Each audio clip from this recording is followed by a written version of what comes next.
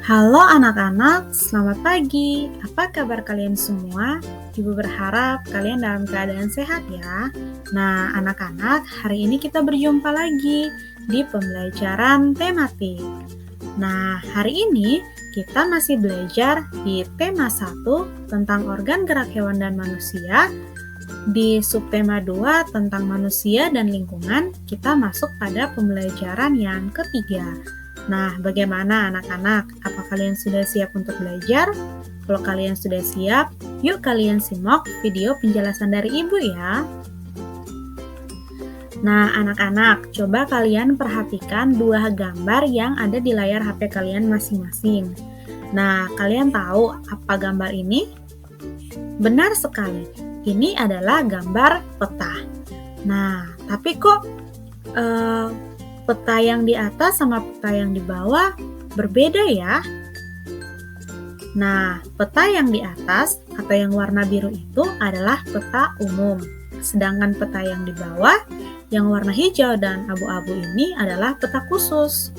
Nah, pasti kalian juga pikir, Ibu, peta umum itu yang seperti apa? Peta khusus itu yang seperti apa? Kenapa ada peta umum dan kenapa ada peta khusus? Padahal kan sama-sama di Indonesia. Nah, supaya kalian tahu perbedaannya, yuk kalian simak lagi ya penjelasan dari Ibu. Nah, ini ada peta Indonesia. Nah, peta Indonesia ini disebut peta umum. Kenapa? Karena peta Indonesia menggambarkan letak atau kondisi atau keadaan dari negara Indonesia secara umum, artinya secara keseluruhan. Jadi, kalau orang-orang melihat peta Indonesia, mereka sudah bisa tahu, oh ternyata Indonesia itu memiliki 34 provinsi atau banyak provinsi. Oh, jadi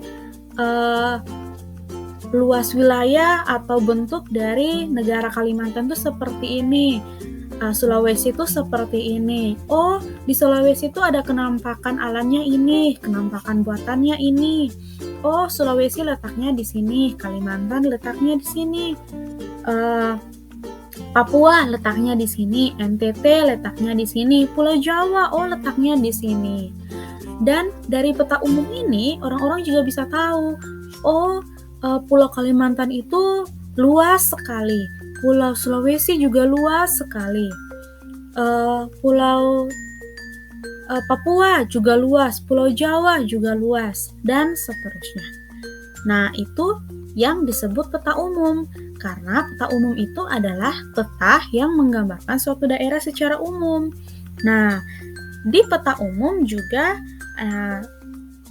menunjukkan adanya ibu kota dari suatu daerah, misalnya ibu kota dari Jakarta, Kalimantan, Sulawesi, Sumatera, Papua, NTT, Jawa, dan seterusnya. Itu fungsi dari peta umum. Nah, kalau begitu peta khusus bagaimana? Nah, peta khusus itu adalah peta yang menggambarkan hal-hal khusus dari suatu daerah. Nah, ini adalah contoh dari peta khusus. Ini gambar yang ada di layar HP kalian ini peta kepadatan penduduk. Nah, contoh dari peta khusus itu ada peta kepadatan penduduk, ada peta persebaran suku, dan peta curah hujan, dan masih banyak lagi. Nah, contohnya peta kepadatan penduduk. Peta kepadatan penduduk ini menunjukkan kepadatan penduduk di suatu daerah. Contohnya di daerah Kalimantan. Oh, kepadatan penduduknya banyak sekali. Itu bisa dilihat dari warna-warna yang sudah ditentukan. Nah, itu adalah contoh dari peta kepadatan penduduk. Ada contoh lain lagi, peta persebaran suku. Misalnya, oh suku Nias. Suku Nias itu berada di pulau ini, Sulawesi atau Kalimantan. Oh, suku Dayak di sini. Oh, suku Bugis di mana? Oh, suku Ambon di mana? Oh, suku Bali letaknya di mana? Nah, dari peta persebaran penduduk ini kita bisa lihat kalau suku tertentu ternyata ada di daerah tertentu. Misalnya suku Atoni atau suku Timor ada di Timor. Oh, suku Bugis ada di Sulawesi, Makassar. Oh, suku Nias ada di Kalimantan, suku Balat ada di Sumatera, dan seterusnya. Nah, itu fungsi dari peta persebaran suku. Kita bisa lihat suku-suku yang ada di Indonesia. Dan peta itu khusus hanya untuk persebaran suku. Sama kayak tadi, peta kepadatan penduduk khusus untuk kepadatan penduduk saja, tidak gabung-gabung dengan yang lainnya. Nah, ternyata Indonesia merupakan bangsa yang sangat besar dan bangsa yang memiliki beragam suku dan budaya. Nah, keragaman di Indonesia tidak membuat bangsa Indonesia menjadi terpecah belah, tetapi tetap bersatu dengan berdasarkan nilai-nilai Pancasila. Wah, berarti bangsa Indonesia keren sekali kan? Walaupun banyak sekali keragaman, baik itu suku, bahasa, adat, tarian, dan lain sebagainya, bangsa Indonesia tetap bersatu. Karena apa? Karena nilai-nilai Pancasila yang selalu tertanam dalam hati masyarakat Indonesia.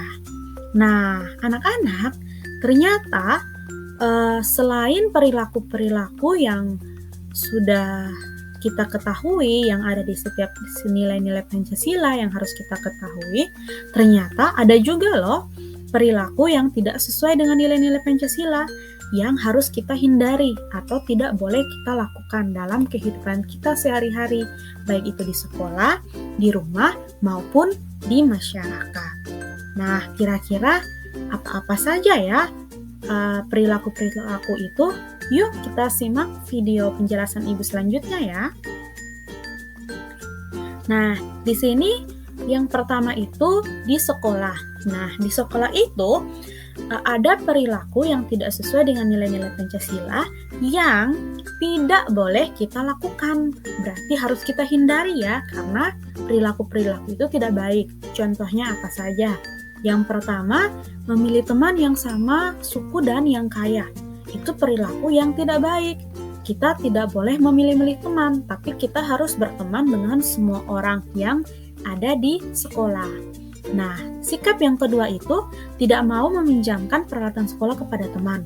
Nah, ini adalah salah satu sikap yang tidak boleh kita lakukan di sekolah karena tidak sesuai dengan nilai-nilai Pancasila. Yang sesuai adalah kita harus meminjamkan peralatan sekolah kepada teman-teman kita yang membutuhkan. Nah, perilaku yang selanjutnya itu adalah menyontek. Nah, menyontek itu adalah perilaku yang tidak baik, yang tidak boleh kita lakukan. Yang berikut mengejek teman dan berkelahi. Itu adalah tindakan atau perilaku yang tidak baik. Yang terakhir, tidak mau mengikuti upacara bendera. Nah, jadi contoh-contoh perilaku yang tidak sesuai dengan nilai Pancasila di sekolah ini harus kita hindari dan tidak boleh kita lakukan.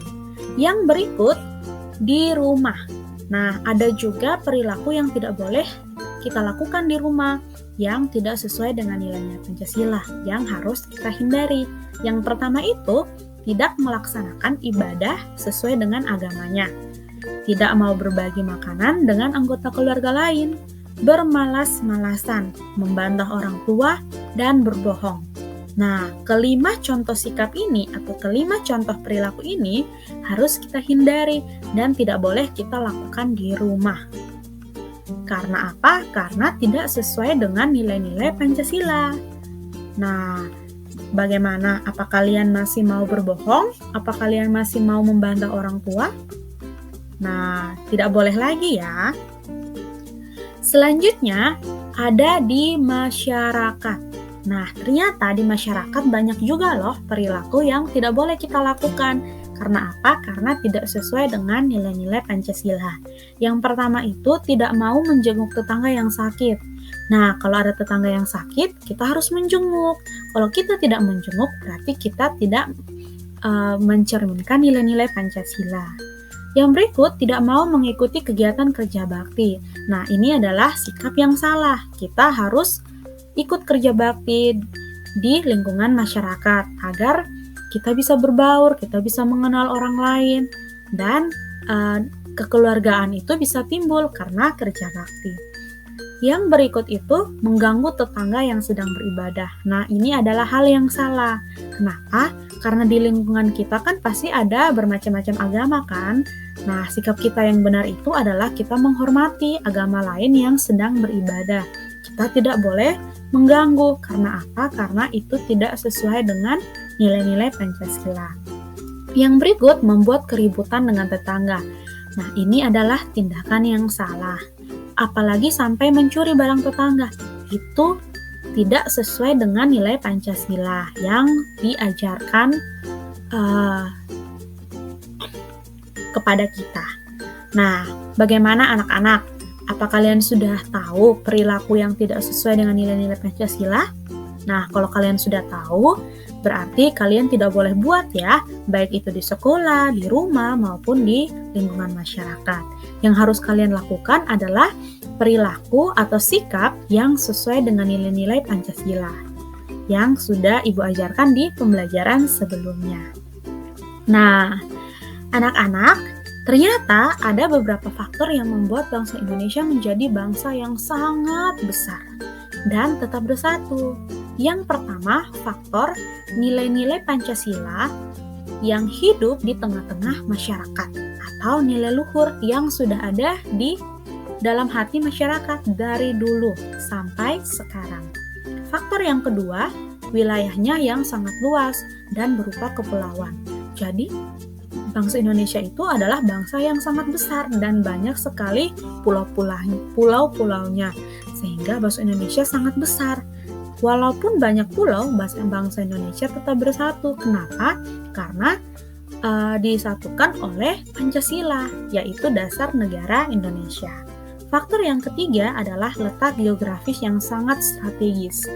Artinya, sangat sesuai dengan kehidupan di bangsa Indonesia. Yang keempat, faktor besarnya jumlah penduduk. Nah, jumlah penduduk yang banyak membuat Indonesia menjadi bangsa yang besar. Kelima, faktor beragamnya suku, agama, ras, golongan, dan budaya. Itu juga menjadi faktor yang membuat bangsa Indonesia menjadi bangsa yang besar dan bangsa yang kaya, bangsa yang beragam, tetapi tetap bersatu. Karena apa? Karena diikat oleh nilai-nilai dari Pancasila. Nah, bagaimana anak-anak? Apa kalian sudah paham apa itu peta?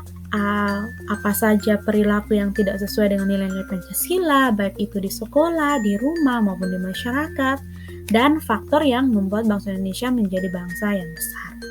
Nah, Ibu berharap dari apa yang sudah Ibu jelaskan ini dapat kalian pahami dan dapat kalian ingat ya. Nah, anak-anak, sekian materi dari Ibu hari ini. Semoga semua materi ini bisa kalian paham ya anak-anak. Terima kasih sudah menonton video penjelasan dari Ibu. Selamat belajar, selamat mengerjakan tugas. Sampai jumpa di pertemuan selanjutnya. Selamat pagi anak-anak.